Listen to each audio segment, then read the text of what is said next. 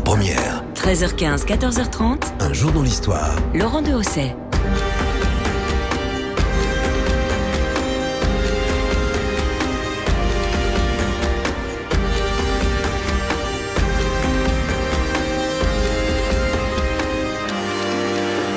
Nous sommes dans des temps très très anciens, le jour où la princesse phénicienne de Tyr, fille du roi Agénor et de son épouse Téléphassa, est séduite par Zeus, qui a pris la forme d'un taureau blanc. Le dieu suprême du ciel et de la foudre emmène sa conquête en Crète, à Gortine, où ayant retrouvé sa forme initiale, il s'unit à elle. Le père de la jeune captive envoie bien sûr ses fils à la recherche de leur sœur, mais rien n'y fait, nulle trace. Europe, puisque c'est d'elle qu'il s'agit, a bel et bien disparu. Disparue mais vivante, car le mythe de l'enlèvement d'Europe va traverser les siècles et se transformer en une idée de paix et de rassemblement des peuples libérés des replis identitaires. En 1934, Stefan Zweig écrira dans un de ses appels aux Européens « L'égoïsme sacré du nationalisme restera toujours plus accessible à la moyenne des individus que l'altruisme sacré du sentiment européen, parce qu'il est toujours, ajoute l'écrivain austro-hongrois, il est toujours plus aisé de reconnaître ce qui vous appartient que de comprendre votre voisin avec respect et désintéressement. » Alors de quelle manière l'idée d'Union européenne est-elle devenue une réalité ? De l'Antiquité à l'aube des guerres du XXe siècle, retournons aux origines. La première. 13h15, 14h30. Un jour dans l'histoire. L'Europe ne se fera pas d'un coup, ni dans une construction d'ensemble.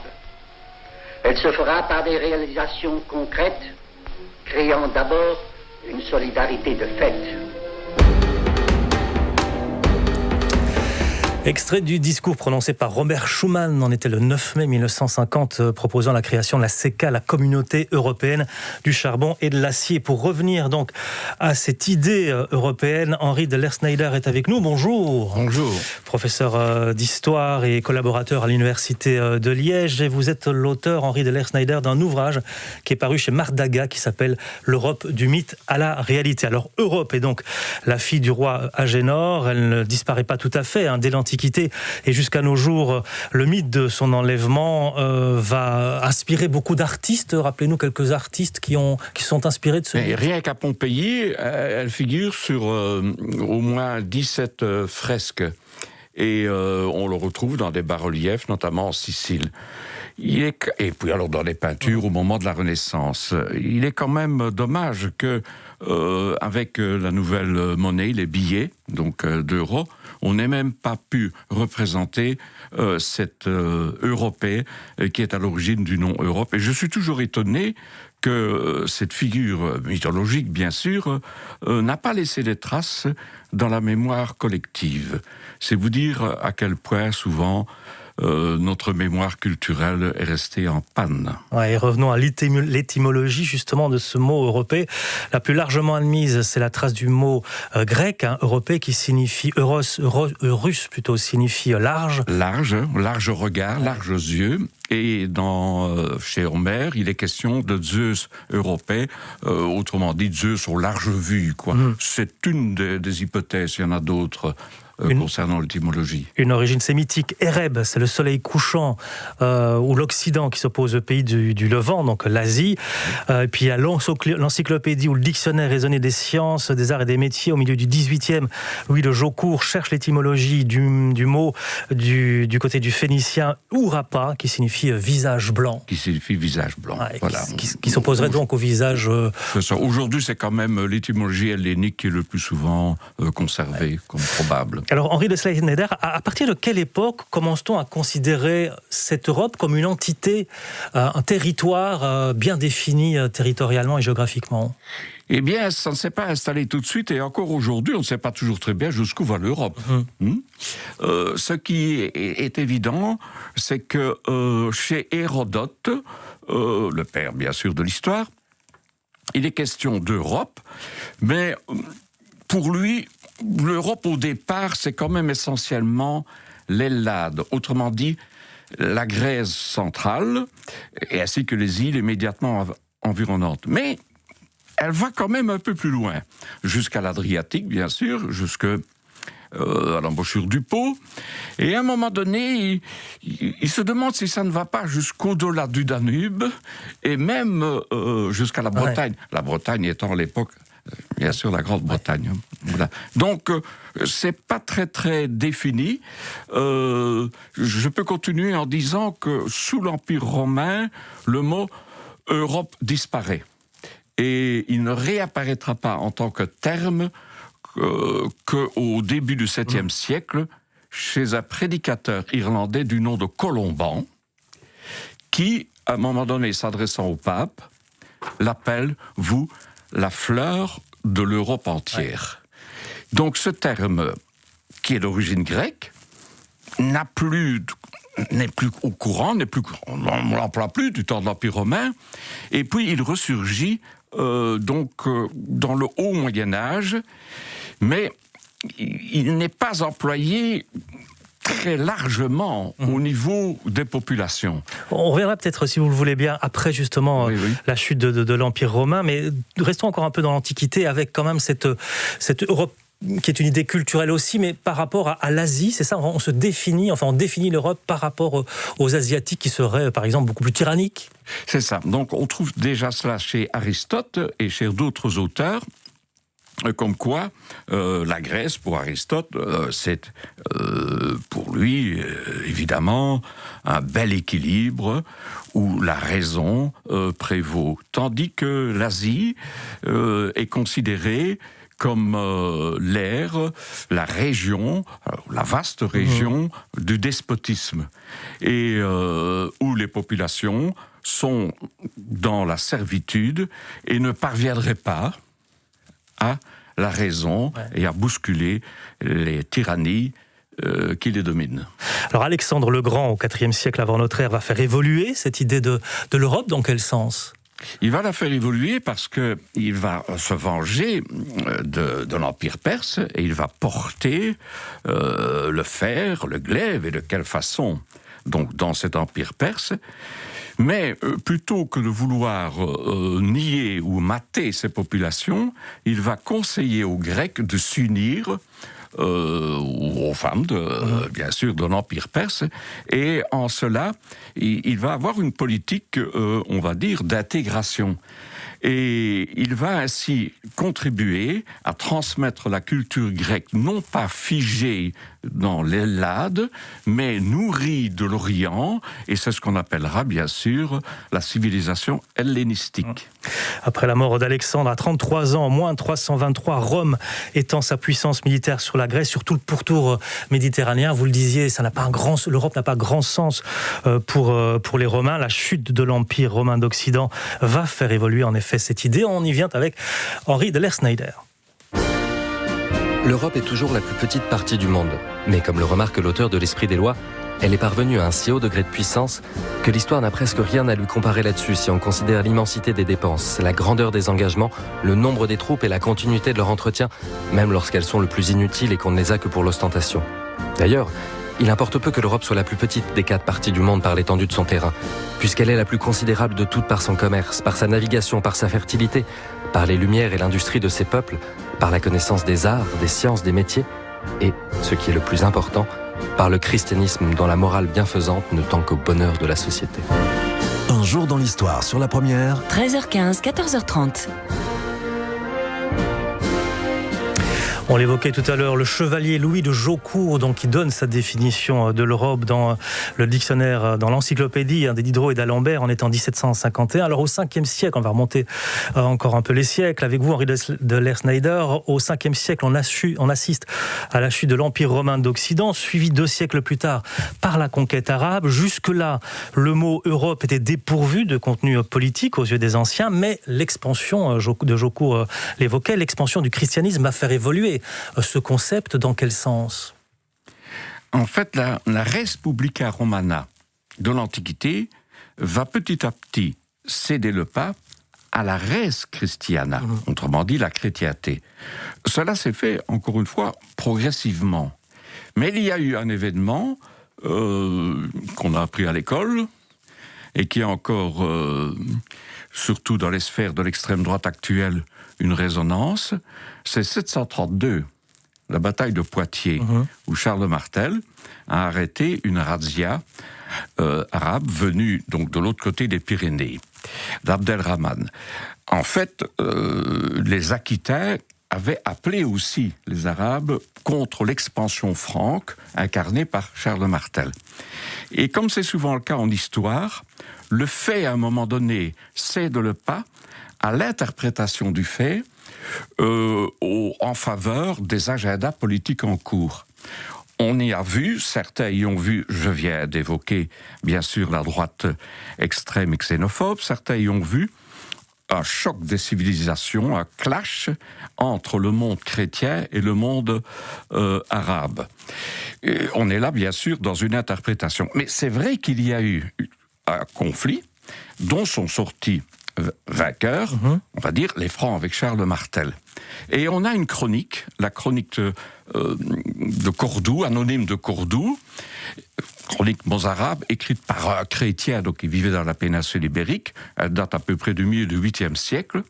Et dans cette chronique, il est question, pour la première fois, des gens d'Europe, je cite, des gens d'Europe qui ont vaincu donc les Arabes, donc les Sarrasins, comme on les appelait à l'époque, et qui ont été refoulés. À nouveau, interprétation actuelle. Vous connaissez le Samuel Huntington, le clash des civilisations. Il y a comme une résonance toujours actuelle donc dans cette bataille. Denis de Rougemont, qui a été un grand philosophe et comment dirais-je, qui a étudié l'idée européenne, un grand fédéraliste aussi, note quand même qu'on peut considérer que cette bataille de 732 a constitué, dans une certaine mesure, le début de l'histoire ou du côté historique et culturel de la naissance de l'Europe. Mais on ne peut pas en faire un acte fondateur total.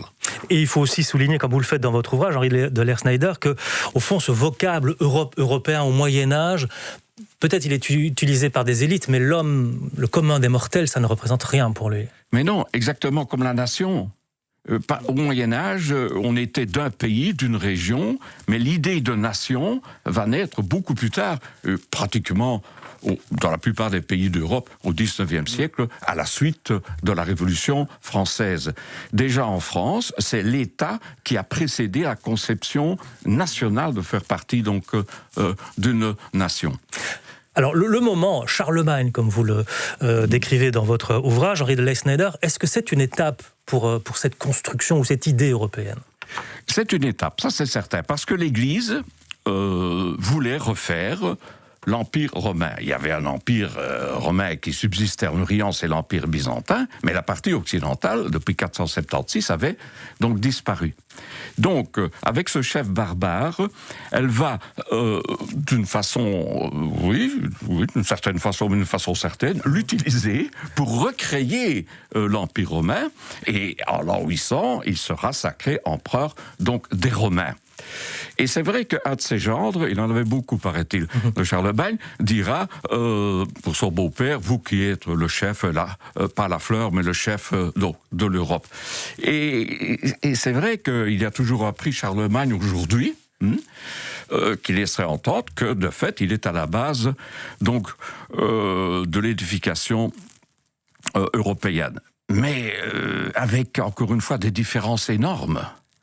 Première différence, c'est que cette Europe, soi-disant, qui se créait à l'époque, était tournée vers le passé, puisqu'elle voulait refaire l'Empire romain.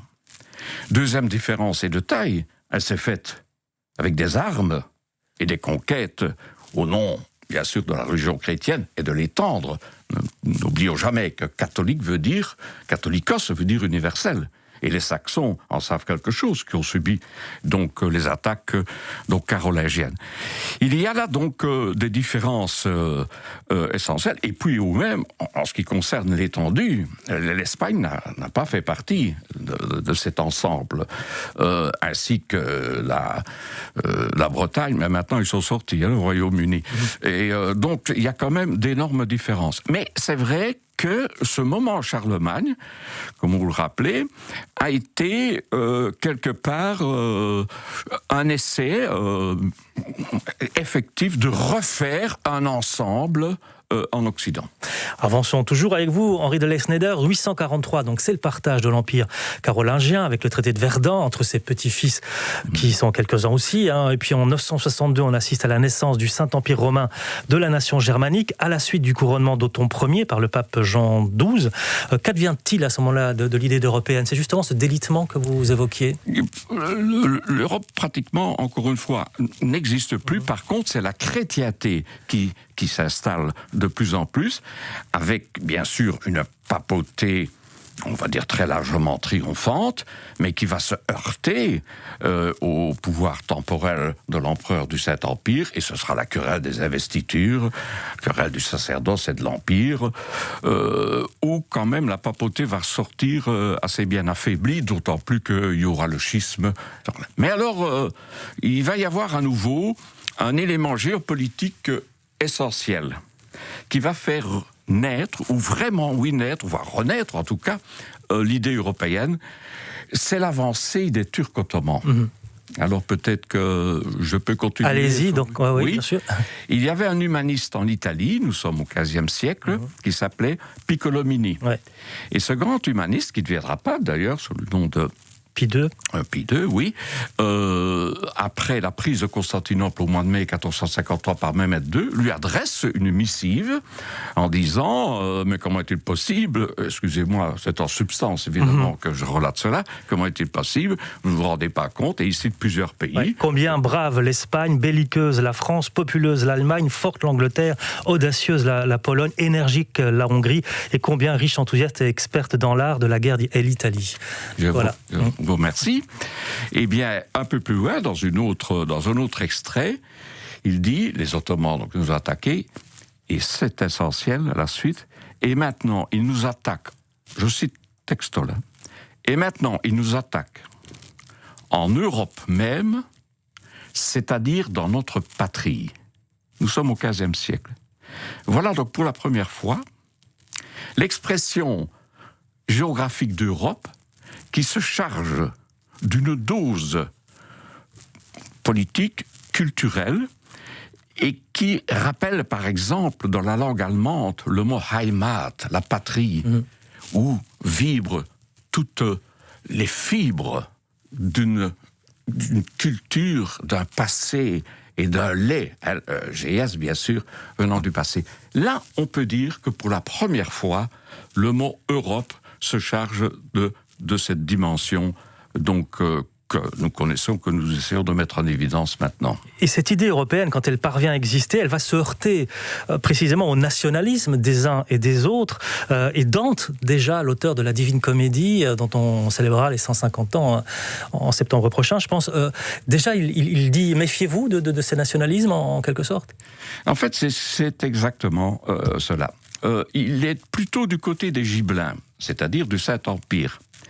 Parce qu'il estime que la confrontation des nationalismes, même s'il n'utilise pas le terme tel quel, cette confrontation des intérêts particuliers des États, voire des cités, est préjudiciable à l'installation, à la pérennité de la paix. Il évoque un pouvoir supérieur, on va dire aujourd'hui supranational, qui serait censé adoucir donc la confrontation ou les différends entre les populations. Mais tout le monde n'était pas d'accord avec cela parce que les États, à la fin du Moyen-Âge, commencent à se renforcer au détriment des féodaux, des grands féodaux, et ce renforcement des États va faire en sorte que l'idée d'une supranationalité ne sera pas entendue. Mais l'est-elle vraiment aujourd'hui ? On peut se poser la question. Mais certains, au XVIe siècle, je pense, iront quand même plus loin. Georges de Podiebra, qui va proposer, lui, un pacte pour l'union et la paix. Il est le roi de Bohême et de Moravie. Il va assez loin. Oui, nous sommes là, toujours au XVe siècle, là, oui. Podiebra... pas connu, peut-être plus connu en Europe centrale quand même.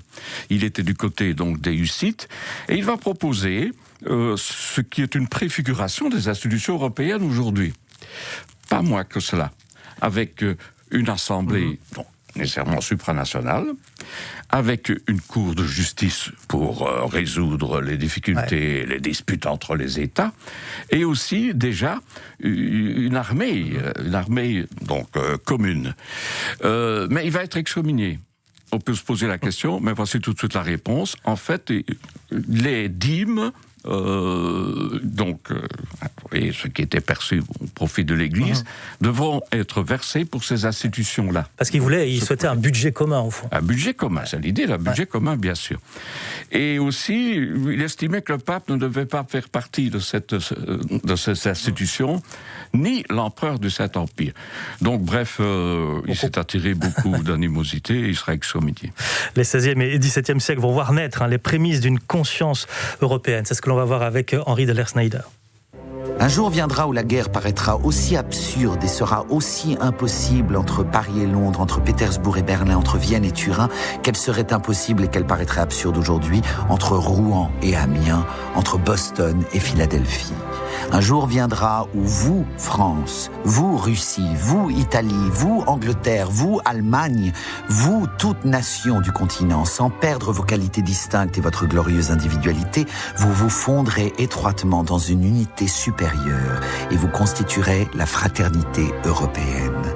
Un jour viendra où il n'y aura plus d'autre champ de bataille que les marchés s'ouvrant au commerce et les esprits s'ouvrant aux idées. Comme tous les peuples lointains se touchent, comme les distances se rapprochent. Et le rapprochement, c'est le commencement de la fraternité. Un jour dans l'histoire sur la première. Laurent Dehosset. Voilà, c'est Guillaume Gallienne ici de la Comédie Française, sur France Inter, qui lit un extrait du discours de Victor Hugo sur les États-Unis d'Europe le 21 août 1849. Alors remontons au XVIe siècle encore avec vous, Henri Dehler-Schneider, qui est marqué par une série d'étapes. Bien sûr, la chute de l'Empire romain d'Orient avec la prise de Constantinople en 1453, la découverte de l'Amérique par Christophe Colomb en 1492, la réforme protestante qui est née en Allemagne, et puis l'avancée victorieuse de la puissance ottomane sur le continent qui marque beaucoup, bien sûr, les esprits du temps. Là aussi, est-ce qu'on peut, ce qu'on appelle le danger turc va fédérer des résistances européennes? Ça, c'est certain. Généralement, on se pose en s'opposant. C'est quand on en a un adversaire et qu'on en prend conscience qu'à un moment donné, une solidarité s'installe. Au point que Piccolomini, qu'on vient d'évoquer, avait lancé l'idée d'une croisade à nouveau. Mais elle n'aura pas cette perspective, le même succès que Urbain II en 1095, donc à Clermont-Ferrand. Comme si le temps des croisades avait été passé, était révolu. Au point qu'à un moment donné, François Ier s'alliera même avec le sultan ottoman, donc contre la maison des Habsbourg. Tout ça pour dire que ce danger-là n'amènera pas les États chrétiens, comme ils s'appelaient à l'époque, à s'unir. Erasme a fait un appel à ces États chrétiens. Erasme qui disait la guerre a quelque chose, en substance, d'attrayant pour ceux qui ne la connaissent pas. Mais si elle doit exister, il faudrait tout de même pas qu'elle perdure dans ces États chrétiens. Si vraiment elle devait exister ou elle devait être lancée, mais pourquoi est-ce qu'on ne la lancerait pas contre l'avance turque et ottomane? Mais lui, qui est un pacifiste, il dit quand même, mieux vaudrait que les musulmans, que les Turcs se convertissent par l'exemple des chrétiens, mais ça se laisse attendre, en perspective. Mais s'il faut, on irait jusqu'à la guerre, et je crois que c'est Malraux qui disait, la guerre, il faut savoir la faire, mais sans l'aimer. C'est un peu, je crois, la position d'Erasme, le premier européen, d'où bien sûr l'association Erasmus pour les étudiants. Erasme qui regrette la haine qui existe entre les Anglais et les Français, entre les Bretons donc de Grande-Bretagne et les Écossais, entre les Allemands et les Français. Alors, dit-il, que le titre commun d'hommes et de chrétiens devrait les unir. Alors, Machiavel aussi va apporter sa pierre à l'édifice. Machiavel donc qui théorise la politique.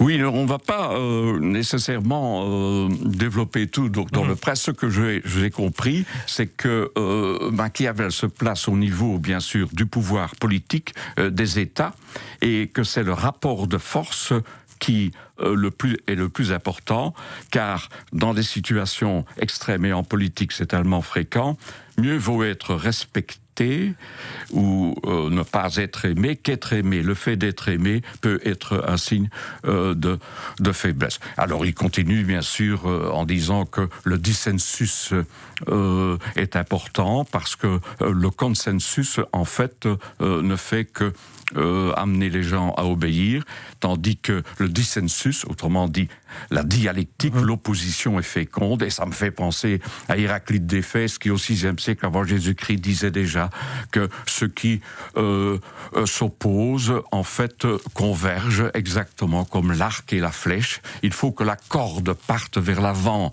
et l'arc vers l'arrière, pour que la flèche est vers l'avant, parce que dans les dictatures, dans les totalitarismes, il n'y a pas de divergence, donc vive la divergence dans le débat et le respect les uns des autres. Mais là aussi, à notre époque, il y a beaucoup à faire. La Renaissance, elle va mettre, on le sait, le mouvement humaniste et l'homme donc au centre de ses préoccupations. Il y a des penseurs qui veulent sortir du système international tel qu'il existe à l'époque. Et vous citez le cas d'Émeric Crusset, qui est un religieux enseignant dans un collège parisien, un grand connaisseur de l'Antiquité. Et il a écrit un ouvrage avec un titre fleuve, le nouveau ciné ou discours d'État représentant les occasions et moyens d'établir une paix générale et la liberté du commerce pour tout le monde, aux monarques et princes souverains de ce temps. Alors, il a un plan, Crusset, quel est c'est un plan qu'on retrouve, mutatis mutandis, qu'on retrouve déjà chez Georges Podiebrad, qui avait été conseillé par un Français du nom de marinier, Georges Podiebrad. Pourquoi ciné ? Parce que il avait une très grande connaissance de l'Antiquité, et Cinéas était un conseiller du roi Pyrrhus, le roi d'Épire, et ce Cinéas lui conseillait à Épire d'arrêter de faire la guerre. Donc c'est une référence bien sûr à l'Antiquité. On retrouve à nouveau cette obsession que tous les passeurs de l'idée d'Europe vont employer. Il faut absolument qu'on ne se fasse plus la guerre et qu'on fasse un ensemble de paix donc dans le continent européen. Avec l'une ou l'autre différence, il n'est pas très connu. Crusset. Émeric Crusset. Une autre différence essentielle, c'est que pour lui, la religion ne doit pas être un obstacle. Autrement dit, les Ottomans peuvent faire partie de cet ensemble, mais son projet ne sera pas spécialement retenu, loin de là, sauf par un certain abbé dont on va certainement parler, l'abbé de Saint-Pierre, au début du XVIIIe siècle. On va y revenir à l'abbé de Saint-Pierre. Oui. Avant ça, il y a un autre acteur aussi à la Renaissance qui va proposer une vision d'entente entre les États et l'Union. Donc il s'agit du duc de Sully, qui est l'un des principaux ministres du roi de France, Henri IV. Il propose de réorganiser l'Europe il appelle ça le grand dessein, en 15 dominations. Comment ça marche ? Et on imagine bien que ça va provoquer des crispations. Parce qu'en fait, ce grand dessein qu'il attribue à Henri IV a eu des versions très très différentes, et même après la mort en 1610 d'Henri IV. C'est très touffu. Je m'y suis un peu plongé. À côté de ça, les institutions ou le millefeuille, je ne parle pas de millefeuille administratif belge, mais le millefeuille ou le lasagne donc des institutions européennes actuelles sont c'est très clair. En fait, ce qu'on peut retirer comme substantifique moelle, c'est que les grands États qui seraient réunis sous l'appellation République très chrétienne, doivent subsister par une sorte de non-agression. Donc c'est par le respect mutuel qu'il faut arriver à un statu quo. Mais c'est un statu quo qui favorise les grands ensembles, et notamment la France, bien sûr. Il faut savoir aussi que la dernière version du grand dessein, qui en a eu plusieurs, eh bien, a été faite au sortir de la guerre de 30 ans, qui se termine en 1648, avec les traités de Westphalie. Les traités de Westphalie sont les premiers traités qui officialisent un statu quo dans l'Europe par une sorte de crainte mutuelle ou réciproque. Si une des puissances habsbourgeoises ou françaises sort ou veut dominer l'autre, eh bien, attention, pas touche à mon terrain, sinon j'interviens. Ce sont des traités essentiels et on peut aussi, comparaison des paraisons, voir un peu ce qui s'est passé au moment de la guerre froide au XXe siècle. Il y avait une peur qui s'était installée entre l'hégémonie, le bloc, bien sûr soviétique, et le bloc américain ou occidental. Donc, ce grand dessein n'a pas pu se réaliser au niveau des institutions avec une assemblée, par exemple à Venise, mais elle a quand même contribué, cette perspective, à un certain, un certain assouplissement du fracas des armes. Et vous évoquez donc l'importance des traités. C'est ici que l'abbé de Saint-Pierre va intervenir.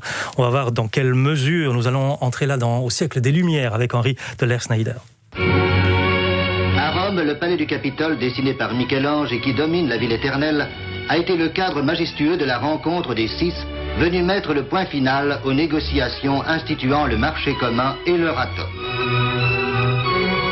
Messieurs Beck pour le Luxembourg, Segni et Martineau pour l'Italie, Luns pour les Pays-Bas, le chancelier Adenauer pour l'Allemagne fédérale, Monsieur Christian Pinault pour la France et Monsieur Spaak pour la Belgique ont paraphé les 2 documents qui jettent les nouvelles bases économiques d'une Europe en formation. Un jour dans l'histoire. Sur la première. Le journal des actualités françaises en 1957, alors 2 siècles plus tôt, enfin beaucoup plus, oui 2 siècles, en 1713, un certain Charles Irénée Castel de Saint-Pierre, connu sous le nom de abbé de Saint-Pierre, participe aux négociations qui aboutissent à la paix d'Utrecht, qui met fin à la guerre de succession d'Espagne. C'est un écrivain, un académicien, un Saint-Pierre qui se fend aussi d'un projet pour rendre la paix perpétuelle en Europe. Et le premier constat qu'il fait, Henri de Lersneider, c'est que précisément, tous ces traités, eh bien, au fond, ça n'empêche pas les souverains de se faire la guerre par les armes. Est-ce pas Ludendorff qui avait dit qu'un traité, c'est un chiffon de papier? Donc, en fait, c'est vraiment la position donc, de l'abbé de Saint-Pierre. Ces traités, c'est déjà pas mal quand on arrive à un traité de paix, bien sûr, mais ça ne suffit pas, comme vous venez de le rappeler. Il faut créer une association qui permette justement d'empêcher que l'on jette à la poubelle ou à rien, comme on dit familièrement, ces traités. Et il va faire tout un projet de paix perpétuelle qui, encore une fois, ne va pas être spécialement accepté, et le mot est faible. Voltaire, par exemple, dira que cet abbé, il est en pleine chimère. C'était un abbé qui fréquentait les salons. On est bien dans l'esprit des Lumières. On peut être abbé et avoir, bien sûr, l'esprit des Lumières rationnel aussi, bien sûr. Eh bien, vous avez là-bas quelqu'un vraiment de très bonne volonté, et qui a été influencé par on a écouté les projets précédents. Et s'il a subi le persiflage de Voltaire, qui était un maître dans le domaine, il a par contre été bien accueilli par Rousseau. Rousseau du contrat social, qui dira, mais c'est un essai vraiment particulièrement sensé, et je me répète, c'est moi qui me répète ici, de bonne volonté. Mais Rousseau dit quand même que ce projet s'adresse trop essentiellement, voire uniquement aux souverains. Or, il s'agirait de s'adresser plus, je schématise en disant ça, de s'adresser plus au peuple, aux populations. Mais il va lui rendre hommage, et plus tard, dans un essai qui concernera donc la Pologne, il rappellera combien l'abbé de Saint-Pierre a voulu créer un esprit européen, et il dira même dans cet ouvrage dont j'ai oublié le titre, donc à propos donc d'un projet de constitution de la Pologne, il dira bien aujourd'hui il n'y a plus nécessairement d'anglais, excusez-moi, de français, d'espagnol et d'anglais, je parle d'Angleterre, parce que l'Angleterre a toujours été considérée comme un peu à part dans tous ces projets d'ensemble. Il y a maintenant des Européens. Rousseau, nous sommes là dans l'esprit cosmopolite du XVIIIe siècle. Et Voltaire lui s'oppose à Rousseau, justement parce que Voltaire pense que l'idée européenne, en tout cas l'Europe, c'est plus l'affaire d'une élite, de grands esprits.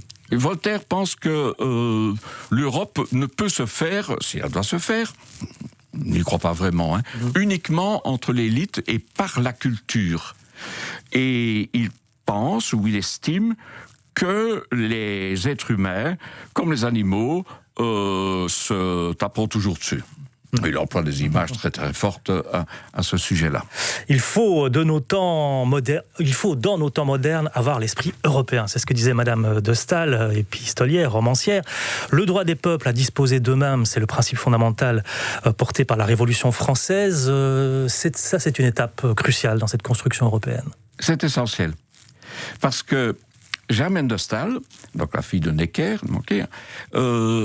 a écrit un livre, qu'on peut voir maintenant dans la poche, garni Flammarion, de l'Allemagne. Elle fait connaître l'Allemagne à la France, l'Allemagne des écrivains, des poètes, des philosophes. Et elle a contribué ainsi à percer, non pas un mur, mais le fleuve le Rhin.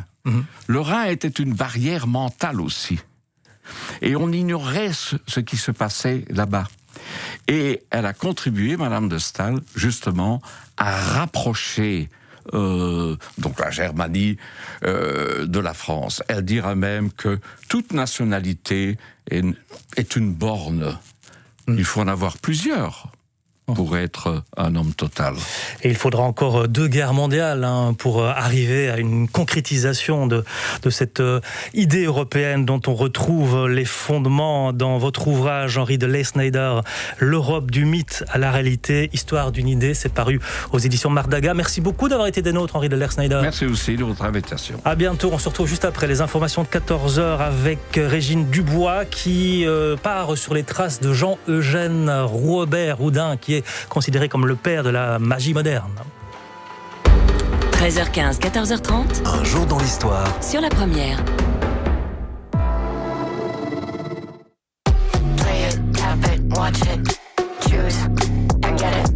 Choisissez maintenant une console de jeux vidéo, un PC ou une Samsung Smart TV pour seulement 99 €, en plus de votre pack Flex. Infos et conditions sur proximus.be. Salut, je m'appelle Thomas. J'ai acheté une maison à rénover, j'étais vraiment perdu. Heureusement, on m'a conseillé TrustUp.be. Une simple recherche et j'ai accès gratuitement à une liste de professionnels proches de chez moi. TrustUp.be, c'est une équipe qui sélectionne les entrepreneurs sur base de critères objectifs. Vous pouvez vraiment leur faire confiance. TrustUp.be, le bon réflexe pour vos travaux. Envie de changer de cuisine ? Et de l'équiper en électro de qualité ? Qui mieux que Vandenborg Kitchen pour votre cuisine 100% personnalisée ? Toujours avec service sur mesure et la garantie du prix le plus bas, tout compris. Plus d'infos en magasin ou sur vandenborgkitchen.be. Vandenborg Kitchen, la cuisine, la confiance. La première. L'esprit clair. Chaque jour, des milliers de personnes sont vaccinées dans notre pays. Un tout grand merci aux nombreux bénévoles des centres de vaccination. Mais tant que toutes les personnes âgées de plus de 65 ans et les personnes vulnérables n'auront pas été vaccinées, la prudence reste de mise. C'est pourquoi il est préférable de se retrouver à l'extérieur, à 10 maximum, et de continuer à porter son masque, garder ses distances, se laver les mains et aérer les espaces intérieurs. Pas à pas, nous pouvons vaincre le coronavirus. Tous ensemble. Une initiative des autorités belges. Chez Colruyt, on a envie de vous faire plaisir avec un cadeau frais et fruité pour vous remercier de vos achats. Pour un montant d'achat de minimum 75 €, vous recevez une bouteille de rosé Tavel 2020, parce que nos magasins seront fermés le samedi 1er mai. Cette offre est valable jusqu'au 4 mai inclus. Conditions sur colruyt.be et en magasin. Colruyt, les meilleurs prix pour chaque produit à chaque instant. Notre savoir-faire se déguste avec sagesse. Pour tous les moments qui comptent, faites confiance à Vandenborg. Et encore plus pour la fête des mères. Parce que depuis la dernière fête des mères, votre maman n'a jamais été aussi attentionnée. Elle vous a téléphoné, FaceTimé et liké tous vos posts. Impressionnant, non ? Alors pourquoi ne pas l'impressionner à votre tour avec un cadeau de chez Vandenborg, comme une machine à café full auto ou le fameux robot de cuisine qu'elle rêve d'avoir ? Découvrez notre sélection Fête des Mères sur vandenborg.be ou en magasin. Nous nous ferons un plaisir de vous aider à trouver le cadeau idéal. Vandenborg, la confiance. Les informations, elles vous sont présentées par David Riffan. Il est 14h.